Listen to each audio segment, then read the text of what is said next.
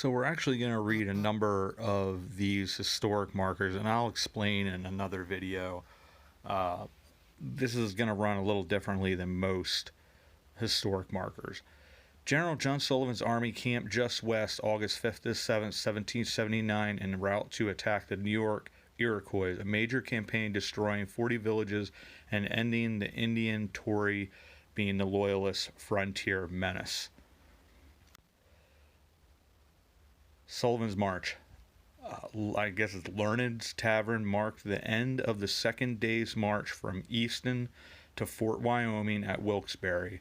The army camped here June 19, 1779, after a 16-mile march from the Heller's Tavern.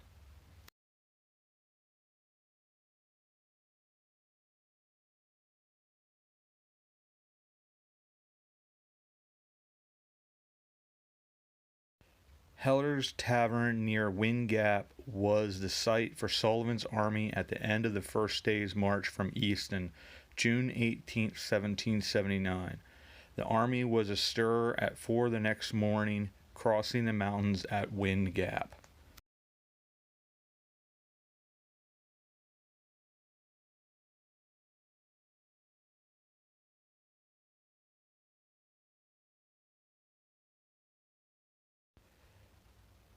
Brinker's Mill was the storehouse and advance post for the Sullivan expedition, which left Easton June 18, 1779, to attack the hostile Iroquois Indians. I do apologize, these are not in the exact order that I would have liked, but sort of was unsure of how they went. And thanks to Colleen for this picture in particular. The major expedition of the Revolution aimed at the Indian Tory alliance, which the Tory alliance would be the British, but it would also be the Loyalists in New York, was organized at Easton under General John Sullivan. Over a month's preparations preceded the first day's march, begun near here June 18, 1779.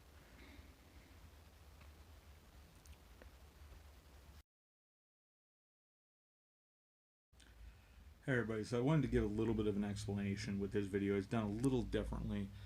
To this point, we've done on videos on the Pennsylvania Historic Marker series, or even in the series which is a viewer submitted video by Colleen of Colleen Unvarnished. We have done to this point, like Union Canal would be the best example. Topolcan Path would also be another example. Topolcan Path, I believe, has about 4 or possibly 5 markers that are in relation, and we've hit 2 of those. The Union Canal, I believe we've hit 3 or 4 of the 11. One of them being Union Canal Tunnel, but there's a bunch of these marker series that they pertain to one thing, but at several different locations. In this particular video, we're actually doing Sullivan's March, Sullivan's campaign, Sullivan's expedition. It's called a bunch of different things. I believe, like, how many there are in Pennsylvania, there's like 5 or 6 maybe. I found 5 of them, that would include the one that Colleen sent to me about Brinker's, I think it's Brinker's Mill or Tavern. But I do apologize for not having them probably in order, but I just really wasn't sure which order they went exactly. But I know through New York, the Finger Lakes region into maybe say western New York, Tioga, wherever, they all would have went if they would have had signs, because I'm sure New York has sort of, like most states, has their historic markers. I think they said one section of this video has like the different monuments that are along. It's either 65 monuments or markers of some sort that talk about this campaign and its significance, because one of the end results, which was an awful result, but it did open up western New York, central New York, because Finger Lakes is west central, if you will, western Pennsylvania, West Virginia, Kentucky, Ohio, the Ohio Valley, the Great Lakes region. The Iroquois were the massive nation, and their major presence of power would have been in that central Finger Lakes region. And this being a scorched earth campaign, it just devastated them. And right before winter, it destroyed all their power and their influence at that stage. So, in certain ways, it has been in the past because the monuments and all that was a celebrated military campaign, and in that regard, it was quite successful. Much like Sherman's March to the Sea, it was very successful, but over time, you understand it's the same thing like having the atomic bombs dropped on Japan. When you are weighing the options of a land invasion, the millions and millions, probably tens of millions of people that would have died because of that, it's a hard thing. And that's why it's controversial. It's also like this campaign would be one of those, much like Sherman's March to the Sea. Was the devastation completely necessary?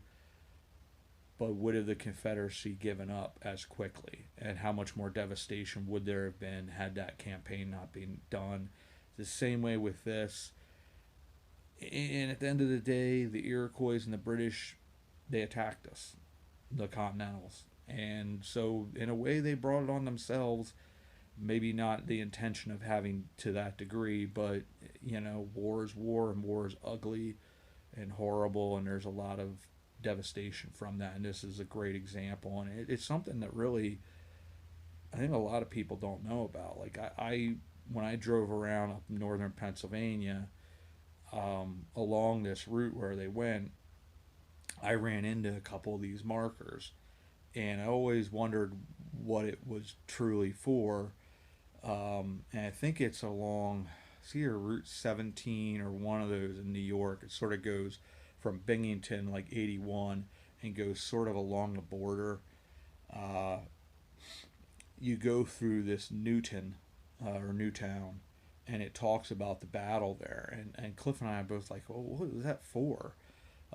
We figured out it was for Revolutionary War then, but it sort of all comes together with some of the stuff that you've experienced, and then get to see, okay, this is what it was actually for and its significance. And this was truly a significant campaign. General John Sullivan was a really, really important man in the Revolutionary War, and a lot of this stuff doesn't get talked about. And like I'll say in the video here, there is some controversy as to, some historians call it a genocide. Was it that? Or was this just a result of war? I don't, in my opinion, from what I have read, I think the Continental Army, and would have been Washington's main goal at that stage, was not looking forward to, hey, if we take these people out, we devastate them, we will get all that land. I don't think that was first and foremost on their minds, because at that stage you really were trying to survive, and you were being hit from the northwest, and that threat had to be eliminated. And it was a small enough threat, with probably only having to really face the Loyalists and the Iroquois. It was a battle that could be won, and in a way, it was an irritant that could be gotten rid of for the rest of the war. Because really, probably at that stage, they were probably still thinking, we hope we win this, but you're facing the greatest military force on the planet at that stage. So this was an extra advantage the British had, to be able to use the Iroquois to attack us where we were weak, and it had to be taken care of. And that just unfortunately is war. So this video is a little different, where we're sort of grouping all of the ones that I could find here in Pennsylvania, the Pennsylvania historic markers, all together in one video. And then in general, just sort of like we're looking forward to the Braddock video, which is French and Indian War, George C. Marshall. We're actually going to be delving a little further into the lives of those individuals, So this is sort of maybe a little bit of a precursor video of trying things a little differently and figuring things out and talking about some of these things a little bit more in depth. So that's what this video is about. Sorry for blabbing on, but I wanted to give a little bit of an explanation after I read the historic markers. And once again, I do apologize for them not necessarily being in order, but it's hard to find what the exact order would be.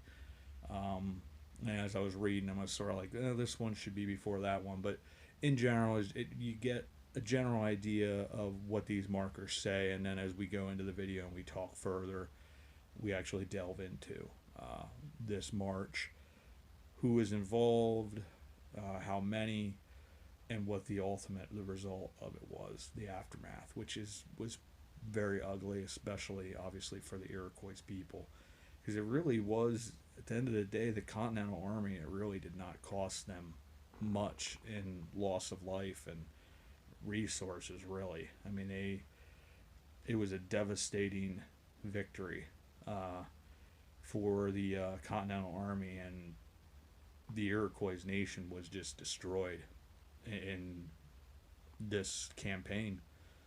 They really didn't stand a chance, and how much the British helped with military assistance doesn't seem to be a whole lot. There was loyalist militia that was involved, but that was only about maybe 250 troops. And when you're facing an army of 4,000 and you only have like 1,250 men, and how well armed the Iroquois were compared to the Continental Army, especially if they tried to adapt our style of warfare, which I'm assuming they potentially did, since it was in mass type warfare, they really didn't stand a chance.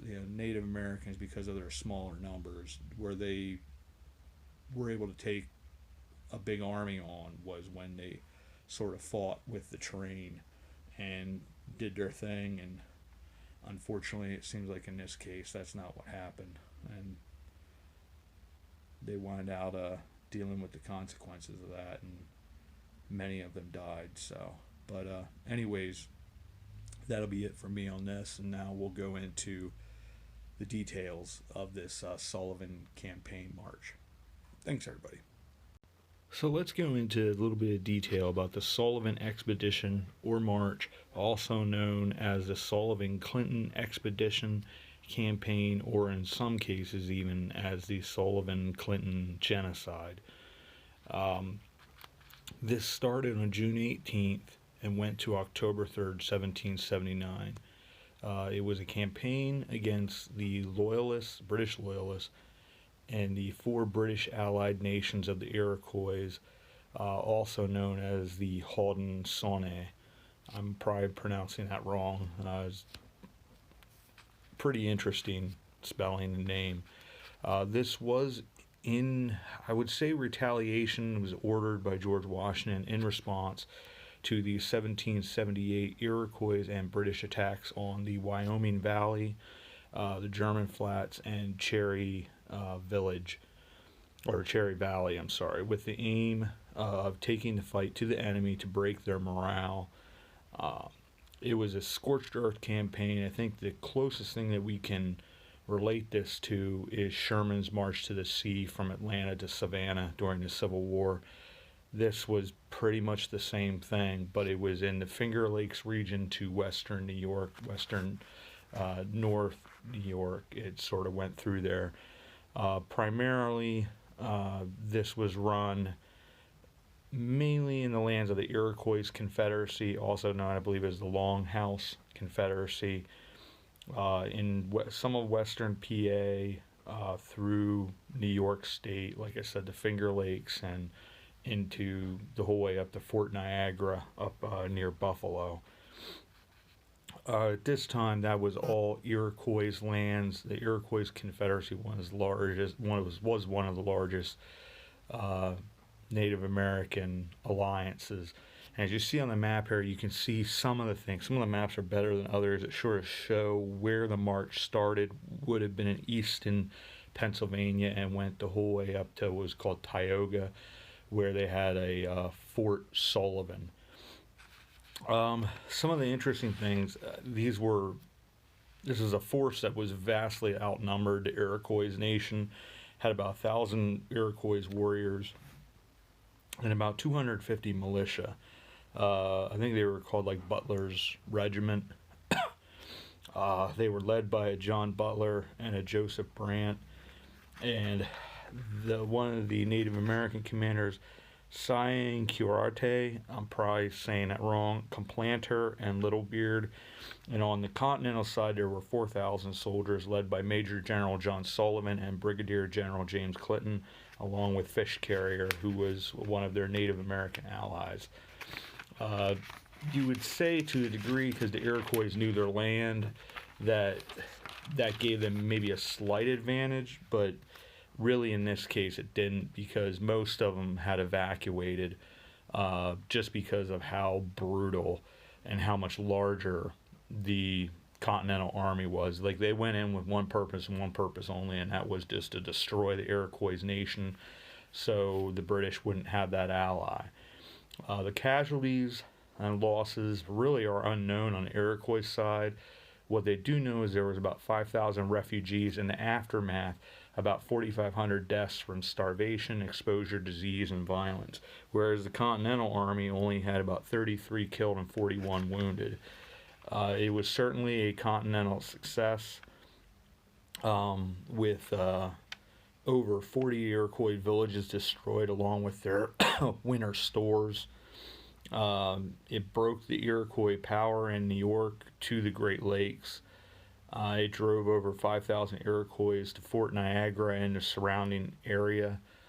There were a couple different towns there, I think Lewistown, and I'm trying to think what the other one is, but it's right up there near Fort Niagara. It's actually, Fort Niagara is a pretty neat place. Cliff and I had visited there the one time when we had been up at Niagara Falls, and then we went over to Fort Niagara, and a lot of the buildings and all that are still standing there. It's a pretty impressive place overlooking Lake Ontario. They had gone there, the Native Americans, the Iroquois, because they were seeking British protection. And from the sounds of it, the British did everything that they could with what few provisions they had, and they really had limited resources being in an enemy land. So they did do what they could, but it just unfortunately was not enough. So one of the things that is talked about with this is whether this was a regular military campaign, expedition, march, whatever you want to call it, or as some have come to start calling it, a genocide. Was there an extra intention there to basically open up the lands that the Iroquois had?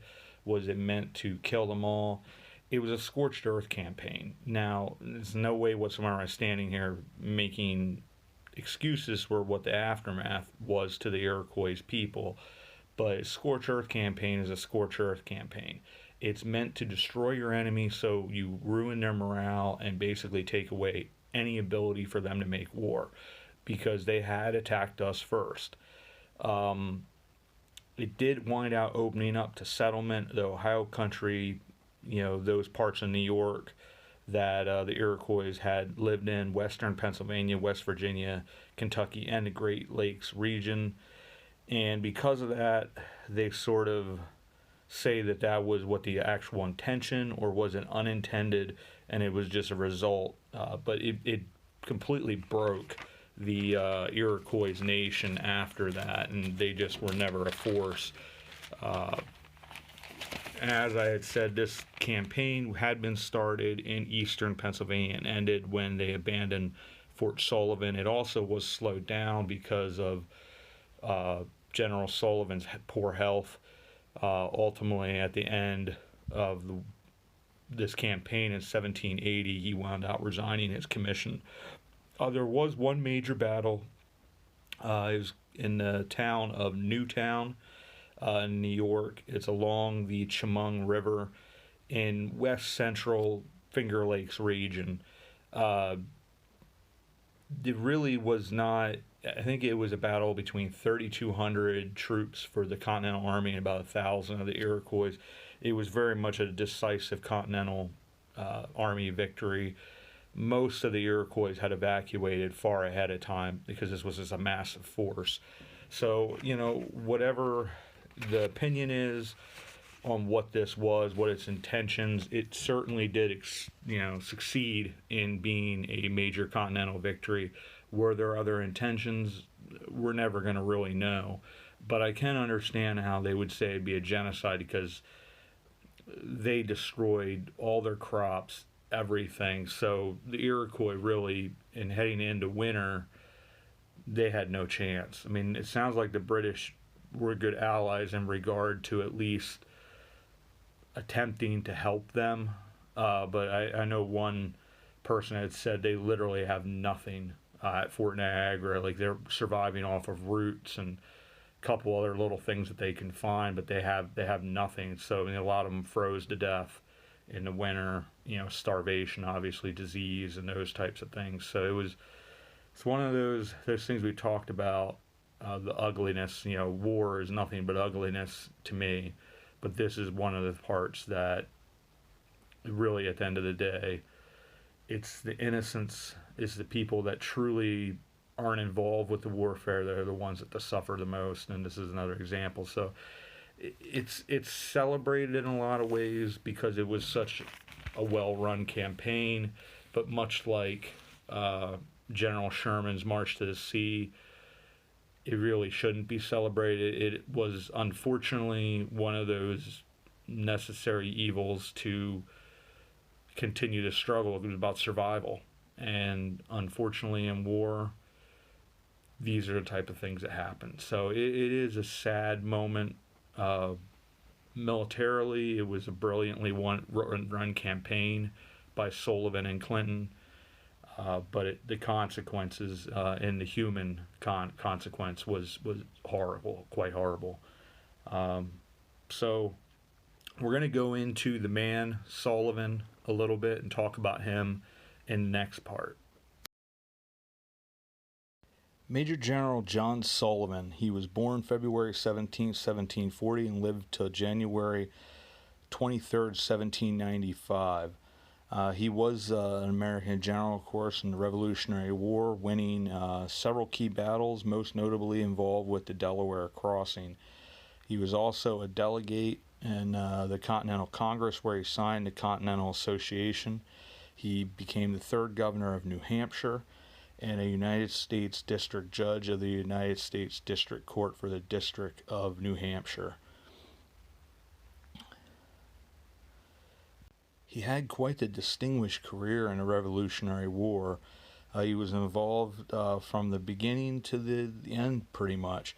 And he didn't go the whole way simply because of the Sullivan expedition basically sort of took it out on him to the degree that he wound out the following year relinquishing his commission because his health was in just such poor way. He started out with the Siege of Boston. He was involved with the invasion of Quebec, which I believe was led by Benedict Arnold. Battle of Long Island, where he became a POW. He was involved with the Battle of Trenton, Battle of Princeton, Battle of Staten Island, the Battle of Germantown, the Battle of Brandywine, Battle of Rhode Island, and ultimately the Sullivan expedition, or Sullivan's March. He was the third son of American settlers, and he served governor or as president of New Hampshire. And as we've talked about, he commanded the Sullivan expedition. It was a scorched earth campaign against the Iroquois towns that had taken up arms against the American revolutionaries. And as a member of Congress, Sullivan worked closely with the French ambassador to the United States. And I'm not even going to try to pronounce the name because I butcher everything.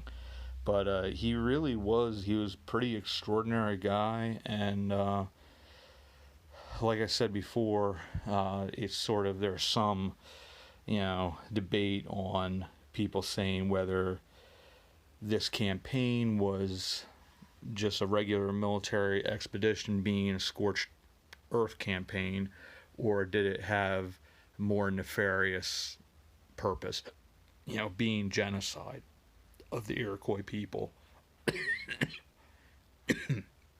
As I said, there really is going to be no way for us to know one way or the other. It was a very ugly campaign, and it takes a very particular general to run one of these, just like Sherman. It just sort of is one of those things where it is what it is, and we'll probably just never know. So with that, I want to say thank you for coming along, learning more about this hometown history, being in this case the Sullivan March, and we will see you all about town.